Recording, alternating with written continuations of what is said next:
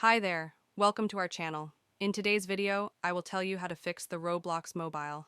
Update content maturity setting to join experiences. Here, as you can see, this game has a moderate level, and I am unable to play it. When I click on it, it says that update your content maturity settings. To solve this, go back to the home page, and from here, click on the More. Now click on this Privacy and Content Maturity option, and then click on the Content Maturity option. From here, you can see that it's on the mild option, so scale up it to the moderate. And as you can see, it is required to ask the permission of your parent. Click on this button and now here, add your email address. And that's how the email is sent to your parent. When your parent will accept the request, you can able to play the game. That's how you can change your maturity setting. That's it for today's video. I hope you liked it. If you have any questions, please comment down below us and do subscribe to our channel. Thank you.